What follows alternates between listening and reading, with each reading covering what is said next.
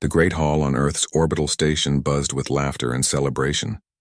Commander Hyun-woo Park stood at the viewing window, watching the colorful ships of 3 different alien species drift peacefully around the station. Today marked 50 years since Earth joined the Galactic Confederation. 50 years of peace, trade, and friendship. Beautiful sight, isn't it? Dr. So-min Lee joined him at the window. She held 2 glasses of the sweet Volanti wine that had become popular on Earth.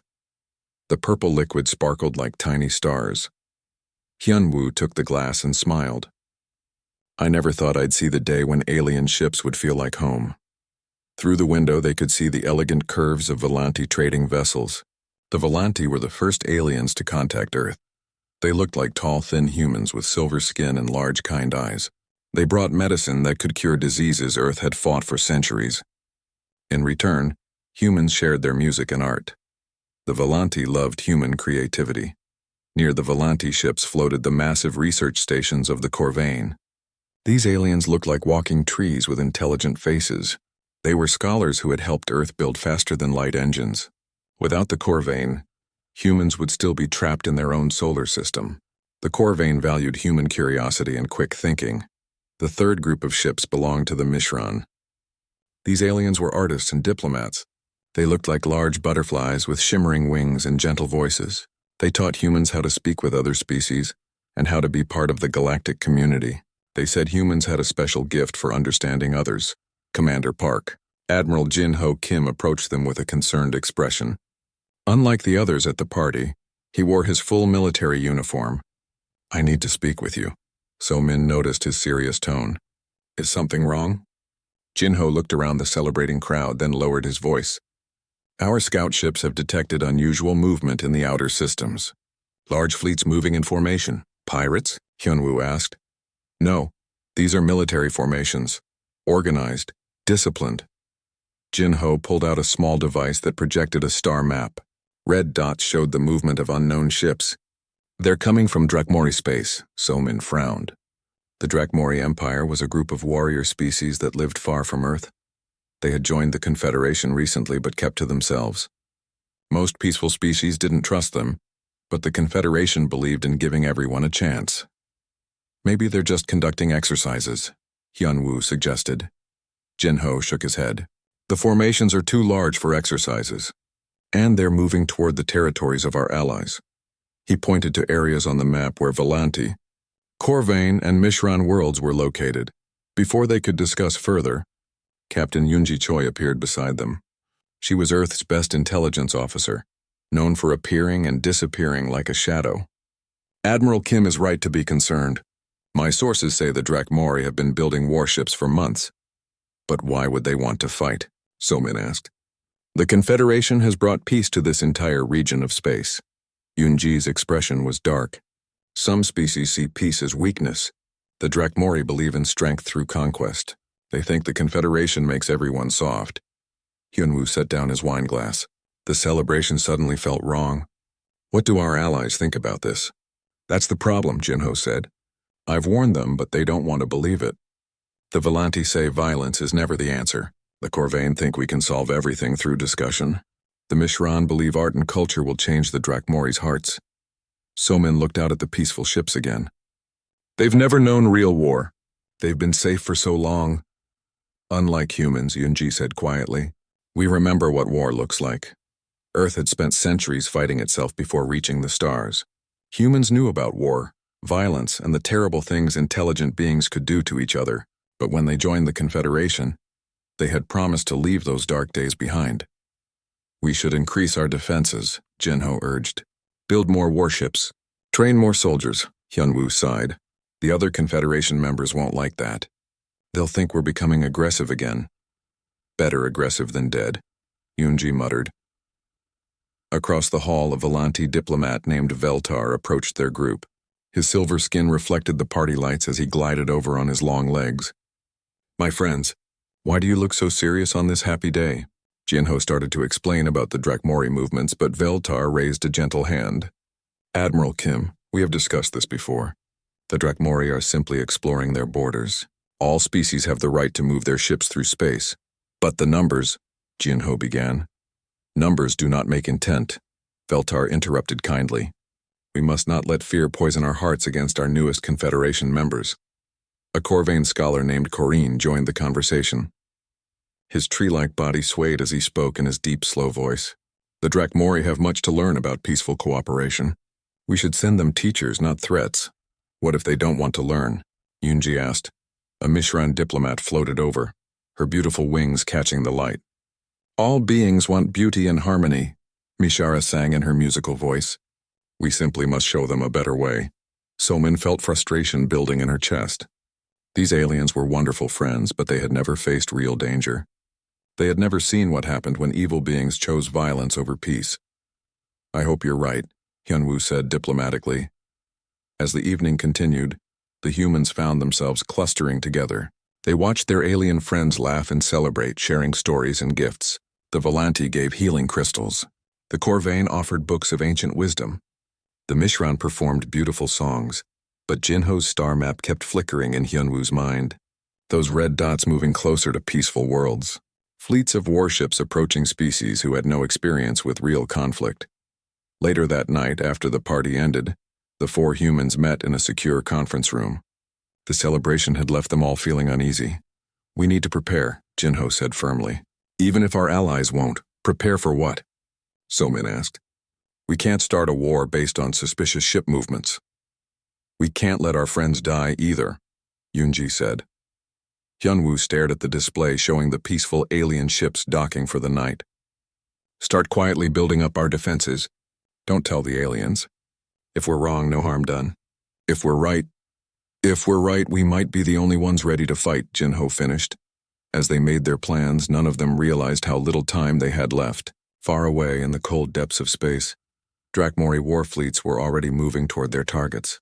The peaceful species who had welcomed Earth into the stars had no idea that their greatest test was only days away. The celebration was over. The real test of the Alliance was about to begin. The attack came without warning on a Tuesday morning Earth time. Captain Yoonji Choi was running a routine patrol in her stealth ship when her sensors exploded with activity. Massive Drakmori fleets had appeared simultaneously around all three allied homeworlds. Not just a few ships, hundreds of them armed with weapons that could crack planets. Command, this is Choi, she whispered into her communicator, afraid that speaking too loud might give away her position. The Drakmori are attacking Vela Prime, multiple heavy cruisers, planet-killer missiles. This isn't a raid. It's total war. On her screen, she watched in horror as the beautiful blue-green world of Vela Prime was surrounded by dark Drakmori warships. The planet where 2.3 billion Volanti lived in peaceful cities was about to become a battlefield. The first missiles struck the planet's surface like falling stars. But these weren't ordinary weapons. They were designed to cause maximum suffering. The missiles didn't just destroy buildings. They released toxins that made death slow and painful. Yoonji had to record everything, even though it made her sick to watch. Her stealth cameras captured Volanti families running from their homes as poison clouds spread through their cities. The silver-skinned beings who had brought healing to Earth were dying in agony. Please, came a weak transmission from the planet's surface. It was Veltar, the diplomat who had attended their celebration just 3 days ago. If anyone can hear this, tell our human friends we are sorry. We should have listened. We should have prepared. The transmission cut off as another wave of missiles struck the capital city. Meanwhile, 400 light-years away, Dr. So-Min Lee was visiting a Corvain research station when the attack began there too. She had come to study new medical techniques, continuing the peaceful cooperation between their species. The station suddenly shook violently. Emergency alarms began screaming throughout the corridors. Dr. Corrine, her host, moved his tree-like body as fast as possible toward the control center. What's happening? So-Min asked, running beside him. Drakmori ships, Corrine said, his deep voice filled with confusion. But this must be a mistake. We are scholars, not warriors. We have no weapons. Through the station's windows, So-Min could see the Drakmori fleet. These ships were different from the ones at Vela Prime. They looked like giant metal spiders with glowing red eyes. Instead of quick destruction, they were using cutting beams to slice the station apart, piece by piece. They're not trying to destroy us quickly, She realized with horror. They want us to suffer. She watched as escape pods launched from other research stations. But the Drakmori ships hunted them down like predators chasing prey. They captured the pods instead of destroying them. Somin didn't want to think about what they planned to do with the prisoners. Corrine managed to get her to an emergency research pod, a small ship used for dangerous experiments. "You must escape," he told her. "Tell the galaxy what happened here. Tell them the Corvain died trying to understand, not fight." As Somin's pod shot away from the dying station, she saw Corrine and his fellow scholars standing calmly in the control room. They faced their death with dignity, still believing that knowledge and wisdom were more powerful than weapons. They were wrong. The third attack happened in the Mishran cultural system, where 3 entire worlds were devoted to art, music, and beauty. Commander Hyunwoo Park arrived there with Earth's small defensive fleet, but they were already too late.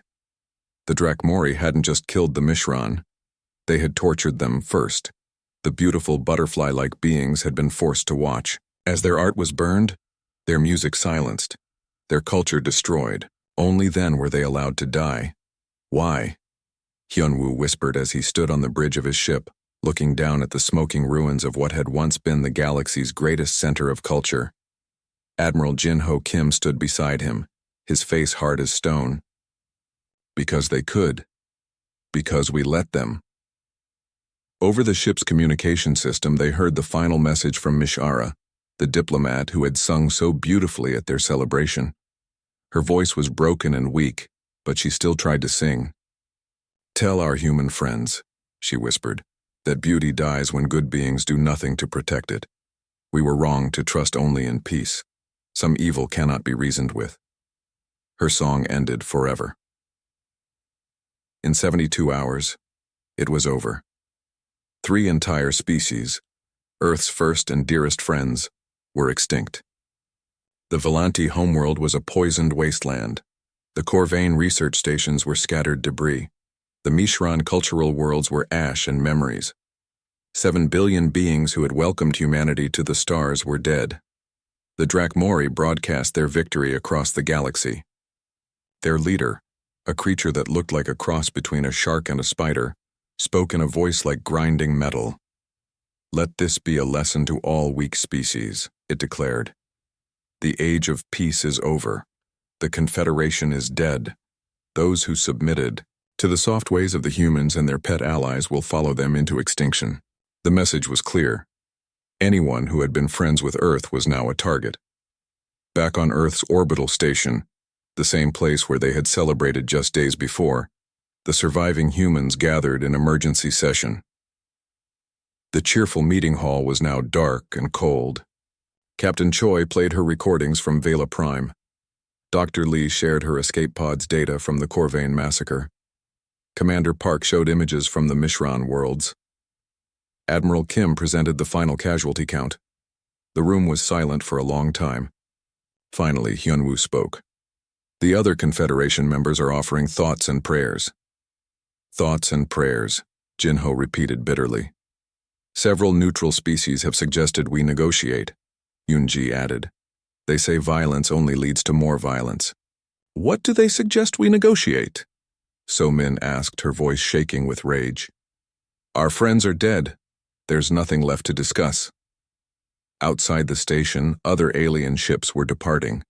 The celebration fleets that had come to honor 50 years of peace were fleeing before the Drakmori decided to target them too. Earth was alone. But as the human leaders sat in their dark room, something was changing. The species that had spent decades learning to be civilized galactic citizens was remembering what they really were. Humans who had evolved from predators. Humans who had conquered their own world through violence before reaching for the stars. Humans who had only recently learned to control their darker nature. The Drakmori had killed the beings who taught humanity to be peaceful. Now they were about to learn what humans were like when they stopped trying to be civilized. "Recall all our diplomatic ships," Hyunwoo ordered quietly. "Seal the Sol system." "Are we surrendering?" someone asked. Admiral Kim stood up slowly. His eyes were no longer those of a peacekeeping officer. They were the eyes of a warrior whose family had been murdered. "No," he said. "We're going to war." The age of human diplomacy was over. The age of human fury was about to begin. Earth changed overnight. General Daun Yoon stood in the Global Defense Command Center, watching screens that showed every human colony, every Earth ship, every factory and research station. 3 days ago, she had been a peacekeeping officer managing small disputes between trading posts. Today, she was the supreme military commander of a species at war. "Status report," she ordered. "All civilian ship production has stopped," reported her aide, Major Kyung-ho Lim. "Every factory is now building warships or weapons. All colonies are fortifying their defenses. Every human who can hold a weapon is training for combat." Through the command center's main screen, she could see the changes happening across human space. Peaceful trading stations were growing weapon platforms. Luxury passenger ships were being converted into troop transports. Even the orbital farms around Earth were installing missile systems. "What about our allies?" she asked, though she already knew the answer. "The surviving Confederation species are—" Major Lim paused, looking for diplomatic words. "They're staying neutral. They say they don't want to escalate the situation." General Yoon laughed, but there was no humor in it. "Escalate? 3 entire species are extinct. How much more escalated can things get?" In another part of Earth, Dr. Jae-sung Kang was working in a laboratory that had been a medical research facility just 4 days ago. Now it was designing weapons that would make the galaxy tremble. "Show me what you have," he told his team of former doctors, teachers and scientists who had volunteered to become weapons designers. Dr. Minjung Park, who used to develop medicines for children, presented her first creation. "Kinetic planet crackers," she explained. "We accelerate these projectiles to near light speed. When they hit a world, the planet splits apart." Dr. Woo Jin Cho, a former environmental scientist, showed his work. "Biological warfare agents, designed specifically for Drakmori genetics. Their immune systems have never encountered human diseases." Dr. Hyejin Kim, once a computer programmer, demonstrated her contribution: cyber warfare viruses. They turn the enemy's own artificial intelligence systems against them. Their computers will become our weapons. Dr. Kang nodded at each presentation. These people had spent their lives helping others, healing the sick, protecting the environment, creating beauty. Now they were designing death on an industrial scale. "Good work," he said quietly. "Our friends died because we weren't prepared to defend them. That will never happen again." In space, Commander Tae Min Seo was leading the construction of Earth's new Ghost Fleet. These were ships designed not for exploration or trade, but for hunting.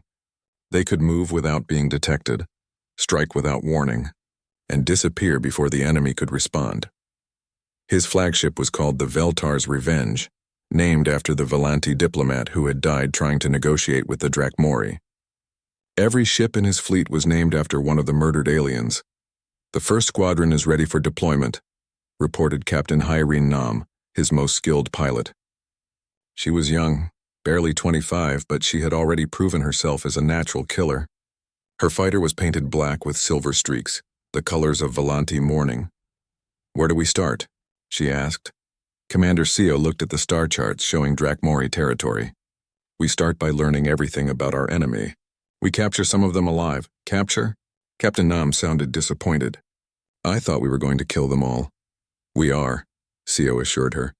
"But first we need to understand how they think, how they fight, how they're organized. Our alien friends died because they didn't understand evil. We won't make that mistake." The Ghost Fleet launched from Earth under complete secrecy. The other Confederation species didn't even know the ships existed. While they debated and discussed and offered thoughts and prayers, humanity was already moving. They found their first target 3 weeks later, a Drakmori supply convoy carrying weapons and prisoners from the destroyed Corvain stations. Commander Seo watched through his ship's sensors as the alien vessels moved slowly through space, confident in their power. "Remember," he told his crews, "we're not here to destroy them quickly. We're here to send a message." The attack was perfect. The Ghost Fleet appeared around the convoy like shadows coming to life. The Drakmori ships tried to fight, but human weapons were designed by people who had spent centuries perfecting the art of killing. Within minutes, 2 of the 3 enemy ships were crippled. The third was boarded by human marines who had been trained in the ancient arts of close combat that their species had nearly forgotten. Captain Nam personally captured the Drakmori convoy commander, a creature that looked like a walking nightmare made of claws and teeth. She dragged it to the interrogation chamber where Dr. So-Min Lee was waiting. The doctor had changed since escaping the Corvain massacre. Her gentle nature had been replaced by something cold and calculating. She had studied Drakmori psychology, learned their fears, understood their weaknesses. "Tell me about your military structure," she said to the captured alien. The creature laughed, showing rows of sharp teeth. "Weak human. We are the future of the galaxy. Your soft friends are dead, and you will follow them soon." Dr. Lee smiled, but her smile was terrifying. "I watched your people torture my friends to death. I recorded their screams. Now I'm going to return the favor." What happened in that interrogation room over the next 6 hours would have horrified the peaceful human that Dr. Lee used to be. But that person had died with the Corvain scholars. The person who remained was capable of things that made hardened Drakmori warriors beg for mercy. When it was over, they had the complete structure of the Drakmori military, the locations of their bases, the identities of their leaders, and the plans for their next attacks. "What do we do with the prisoners?" Captain Nam asked. Commander Seo considered this. "We let them go, sir. We reprogram their ship's navigation computer with a simple message," he explained. "Then we send them home to tell their leaders what they've learned." The message was short and simple. Humanity remembers. The released Drakmori ship limped back to its home base, carrying survivors who were no longer the confident conquerors they had been. They had seen something in human eyes that they had never expected, a darkness that made their own cruelty seem like child's play. When their report reached the Drakmori High Command, it caused the first flicker of doubt in species that had never known fear. The humans weren't running away or negotiating. They weren't offering tribute or begging for mercy. They were coming. Back on Earth, the transformation was complete. The species that had learned to be peaceful galactic citizens had remembered what they really were. Predators who had evolved from the most successful killers their world had ever produced. General Yoon stood before the Global Assembly, addressing representatives from every human world and colony. Behind her was a massive display showing the faces of every murdered alien. 8.7 billion pictures of the friends humanity had failed to protect. "We tried to be civilized," she said. "We tried to be peaceful. We tried to solve our problems with words instead of weapons. Our friends are dead because we forgot what we are." She gestured to the pictures behind her. "These beings trusted us to protect them. We failed them in life. We will not fail them in death." The assembly was silent, but in that silence was a promise that made the stars themselves tremble.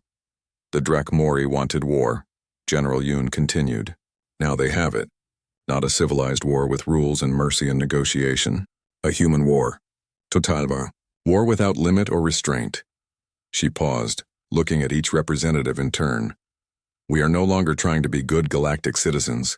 We are no longer trying to be civilized.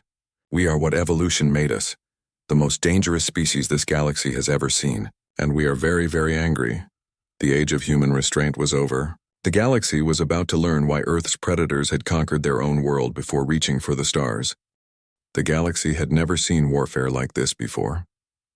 Admiral Jin-Ho Kim stood on the bridge of his flagship, the Corvain's Memory, watching the siege of Drakmor Station enter its 3rd month. The massive enemy fortress had been designed to withstand any attack, but not the kind of attack humans specialized in. "Status. Report," he ordered. "All supply lines to the station are cut," reported Commander Soo-Jin Park, his tactical officer. "No food, no ammunition, no medical supplies have reached them in 10 weeks. Communications? We're still broadcasting the surrender demands every hour," said Lieutenant Bora Seo, the communications expert. "Along with the recorded screams of their commanders from our previous battles." Jin-Ho nodded with satisfaction. The Drakmori had expected humanity to attack their fortress directly, sending wave after wave of ships to die against its powerful weapons. Instead, humans had surrounded it and waited. They cut off all supply routes and then began psychological warfare that slowly drove the defenders insane. Every day, human ships broadcast the voices of defeated Drakmori commanders begging for mercy. Every night they played recordings of their own species being tortured. The fortress had the strongest weapons in Drakmori space, but its defenders were slowly going crazy. "Sir," Lieutenant Seo said urgently, "We're getting a transmission from the station. Put it through." The voice that came over the speakers was broken and desperate. The Drakmori commander who had been so proud 3 months ago now sounded like a frightened child. "Please," it whispered. "We surrender. We will give you anything you want. Just make it stop. Make the voices stop." Jinho smiled coldly. "Tell them we'll consider their surrender after they've experienced what our friends experienced." Meanwhile, in the outer systems of Drakmori space, Captain Yunji Choi was conducting what humans called the Phantom Campaign. Her intelligence network had done something no other species thought possible. They had turned the Drakmori against each other using captured communication codes and psychological manipulation techniques. Her agents had convinced different Drakmori colonies that their neighbors were planning to rebel against the Central Command. Fear and paranoia spread through their empire like a disease. "The 7th Fleet is attacking the 12th Fleet," reported Agent Mi-Kyung Yu from her hidden base on a captured asteroid. "Each side thinks the other has been compromised by human spies." "What about the colony worlds?" Hunji asked. "Chaos," Agent Jun Ho-han replied with satisfaction. 3 colonies have declared independence from the central government. 2 more are in open civil war. They're destroying themselves faster than we could. Yunji watched the reports coming in from across Drakmori space. While their military leaders focused on fighting humanity's main fleet, their own empire was tearing itself apart from within. In another part of space, Lieutenant Hyarin Nam was leading her Reaper squadron on what they called executive hunts. These weren't battles against enemy fleets, they were assassination missions targeting specific Drakmori commanders. "Target identified," reported Flight Lieutenant Dong Hyun Kim through his fighter's communication system. "General Krexmore responsible for the Vela Prime genocide." "Confirmed," Nam replied, checking her own sensors. His ship is the large one in the center of their formation. The Reaper squadron didn't attack the entire fleet. Instead, they used precision strikes to disable the escort ships and capture the general's vessel intact. Within minutes, they had their target. General Krexmore was brought aboard Nam's command ship in chains. The creature that had personally ordered the poisoning of 2.3 billion Phalanti civilians now faced a young human woman who looked like she couldn't hurt anyone. "You are the one called the Silver Death," it said, recognizing her from Drakmori intelligence reports. "That's what your people call me," Nam agreed. "I prefer to think of myself as Veltar's revenge." She gestured to the viewing screen which showed images from the Vela Prime massacre. "You did this. You gave the orders." The general tried to maintain its dignity. "They were weak. The strong devour the weak. This is the natural order." Nam's expression didn't change. "Then you should understand what happens next." What followed wasn't an execution, it was a lesson. The general, who had shown no mercy to children and families, experienced every terror his victims had felt, and when it was over, his screams were added to the psychological warfare broadcast that haunted Drakmori space. The most devastating campaign was Operation Eternal. Night, led personally by General Dayun Yoon. This wasn't an attack on military targets. It was the systematic destruction of everything that made Drakmori civilization possible. "Phase 1 complete," reported Colonel Jae Hwan. From his assault carrier, all automated mining facilities and sectors, 7 through 12, have been destroyed. Phase 2 in progress, added Commander Young-Sik Kwan. Orbital farming platforms are being converted to human food production. Phase 3 ready for implementation, concluded Captain Insu Choi. The virus is ready to upload to their computer networks. General Yoon studied the tactical display showing the heart of Drakmori space.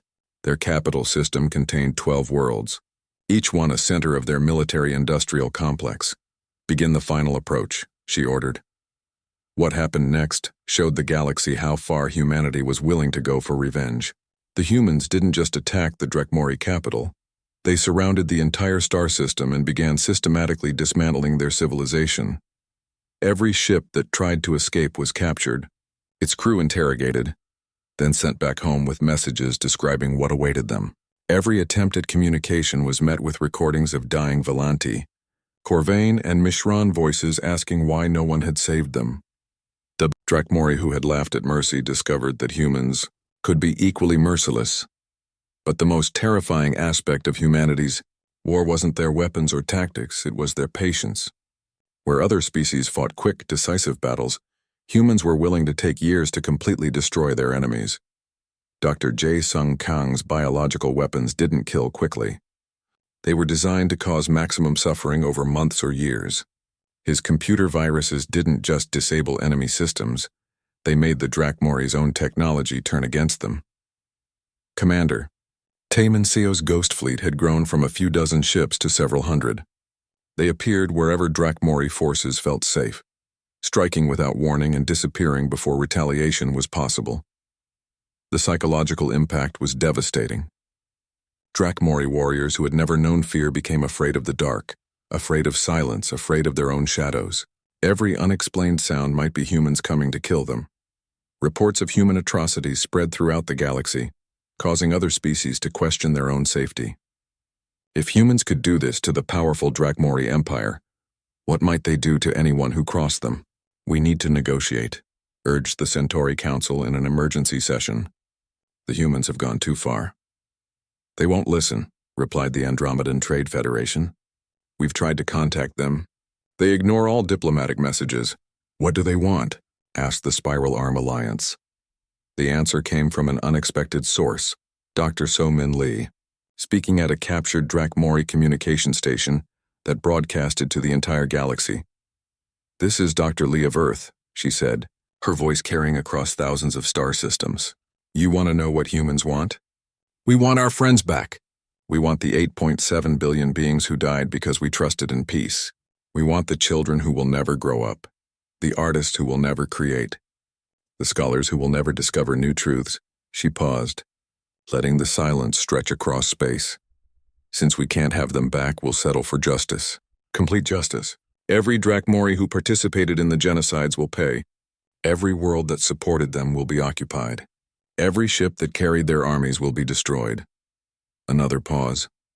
And when we're finished with the Drakmori, we'll turn our attention to every species that offered thoughts and prayers, while our friends were being tortured to death.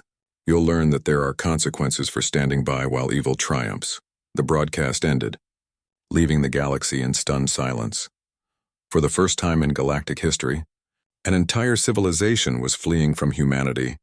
Drakmori colonies were evacuating their worlds. Their fleets were scattering to the outer rim of space. Their government was secretly trying to negotiate a surrender that would save some part of their empire. But humans weren't interested in negotiation. They were interested in teaching the galaxy a lesson that would never be forgotten. The hunt was almost over. The prey had nowhere left to run. Fleet Admiral Sang-Wook Lee stood on the command deck of the Never Again, humanity's largest warship, watching the final assault on the Drakmori homeworld. He was Dr. So-Min Lee's brother, returned from a deep space exploration mission to find his sister transformed by war and his species consumed by righteous fury. All fleets report ready, announced Captain Young-Woo Park, his operations commander. Around the Drakmori homeworld, over 3,000 human warships waited in perfect formation. This wasn't just a military attack. It was the execution of an entire civilization's death sentence. Begin synchronized assault, Sang-Wook ordered quietly. Across 47 star systems, human fleets struck simultaneously. Every Drakmori military installation, every government building, every symbol of their empire's power was destroyed in exactly the same moment. The species that had prided itself on conquest was learning what total defeat meant. The Drakmori homeworld's defenses lasted exactly 18 minutes. Their planetary shields, designed to stop the largest weapons known to galactic science, crumbled under the focused fire of weapons that defied all known physical laws. But humans didn't destroy the planet. That would have been too quick, too merciful. Instead, they landed. General Daeun Yoon personally led the ground assault on the Drakmori capital city. Her troops moved through the streets not as conquerors seeking treasure, but as executioners delivering justice. Bring me their leadership, she commanded. All of them. Alive. The Drakmori High Command was dragged from their bunkers and brought before a tribunal unlike anything the galaxy had ever seen. The trial was broadcast to every inhabited world, translated into every known language. Commander Hyun-Woo Park, now serving as Earth's Chancellor, read the charges. You stand accused of genocide against the Volanti people. 2.3 billion murdered. You stand accused of genocide against the Corvain people. 3.1 billion murdered. You stand accused of genocide against the Mishran people. 3.3 billion murdered. The Drakmori Emperor, a creature that had ruled through fear and violence for over a century, tried to defend his actions. We were stronger. They were weak. In nature, the strong survive. Dr. Somin Lee, serving as the prosecutor, stood up slowly. The gentle scientist who had once worked to heal beings from different worlds was gone. In her place stood someone who had seen too much death, felt too much loss. You speak of nature, she said. Let me show you human nature. On screens throughout the galaxy, she displayed images from the massacres. Every murder, every act of torture, every moment of suffering that the Drakmori had inflicted on peaceful beings who had never harmed anyone. This is what you did to our friends, she continued. To beings who offered you their knowledge, their culture, their healing arts. You repaid their kindness with agony. The trial lasted for weeks. Every atrocity was documented, every war crime exposed. The galaxy watched as the full scope of Drakmori evil was revealed. When the evidence was complete, Chancellor Park announced the sentence. For the crime of genocide, we sentence the Drakmori leadership to life imprisonment on the worlds they destroyed. They will spend their remaining years contemplating the graves of their victims. For the crime of torture, we sentence the Drakmori military commanders to experience every pain they inflicted on others. For the crime of cultural destruction, we sentence the surviving Drakmori population to exile on a barren world, where they will have nothing but time to understand what they've lost. The galaxy expected mass executions, the kind of revenge that conquerors usually took. Instead, they saw something more terrifying, human justice that was thorough, permanent, and absolutely unforgiving. Captain Yoonji Choi oversaw the exile to Drakmor Penance, a harsh world at the edge of known space. The surviving Drakmori civilians, those who had supported their governments, genocides, were given exactly enough supplies to survive. You will have food for 1 year, she told them as their transport ships landed on the rocky, lifeless planet. After that, you'll learn to grow your own or starve. You wanted to prove that the strong survive. Now prove it. Lieutenant Hyrin Nam, now promoted to colonel, established monitoring stations around the exile world. No ships in or out, she ordered her pilots. They chose isolation when they chose genocide. Now they'll have all the isolation they ever wanted. The transformation of Drakmori space was swift and complete. Their former colonies were occupied by human forces and converted into memorial worlds. Where Drakmori cities had stood, humans built monuments to their murdered friends. On New Vela, built in the ruins of a Drakmori industrial world, Admiral Jin Ho Kim walked through gardens where Volanti flowers grew in soil mixed with ashes from the original Vela Prime. Children from dozens of species played among the memorial stones, learning about the friends humanity had lost. Why did the humans fight so hard for people who weren't even their own species? Asked a young Andromedan student visiting the memorial. Jin-Ho knelt down to the child's level. Because they were our friends, and humans always protect their friends, even if it means fighting the entire galaxy. The memorial worlds became pilgrimage sites for species throughout the galaxy. Beings came to learn about the Volanti, who had shared their healing arts with everyone. They studied Corvain science and philosophy. They listened to recordings of Mishran music and poetry. But the most important lessons were about humanity itself. Commander Tai Min Seo, now running the new Galactic Protection Service, established training academies on former Drakmori worlds. Representatives from hundreds of species came to learn human military tactics, not for conquest but for defense. The most important lesson, he told his students, is that evil exists. Some beings cannot be reasoned with, cannot be negotiated with, cannot be reformed. They can only be stopped. Dr. Jae-sung Kang converted his weapons laboratories into research centers for defensive technologies. The same scientists who had designed planet-killing weapons now focused on protecting worlds from attack.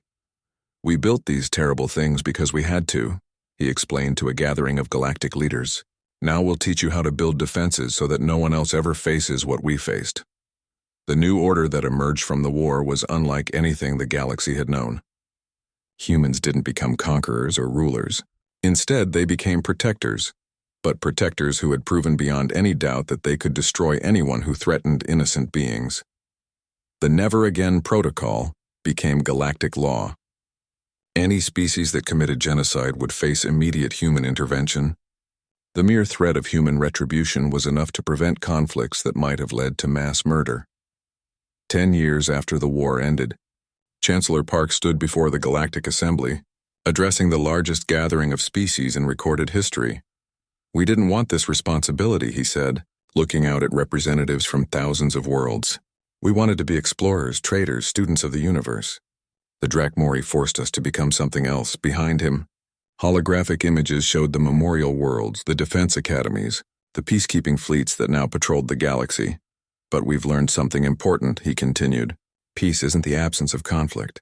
Peace is what happens when good beings are willing to fight for what's right, when they're willing to stand up to evil no matter the cost." He gestured to the empty seats in the assembly, the places that would have been occupied by Volanti, Corvain, and Mishran delegates if they had survived. "Our friends died because we weren't ready to protect them. That will never happen again. We promise you this. As long as humanity exists, genocide will not be tolerated. Cultural destruction will not be ignored. The strong will not be allowed to devour the weak." The assembly was silent for a long moment. Then slowly, one by one, every species in the chamber rose to their feet in acknowledgement of humanity's pledge. On Drakmor penance, the exiled Drakmori survivors struggled to grow crops in harsh soil, their mighty empire reduced to a few thousand individuals trying to survive on a hostile world.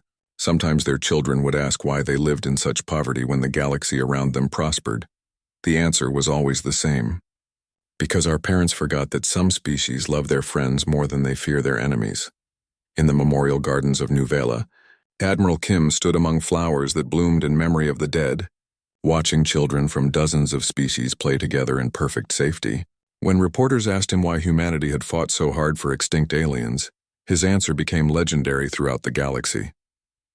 "They were our friends. We promised to remember them. Humans always keep their promises, especially the ones that matter." The stars that had once burned with the fires of war now shone with the light of peace, but it was a peace protected by the promise that anyone who threatened it would face the fury of a species that had learned to love deeply and fight without mercy. The galaxy had learned its lesson. Humanity's friends were safe forever.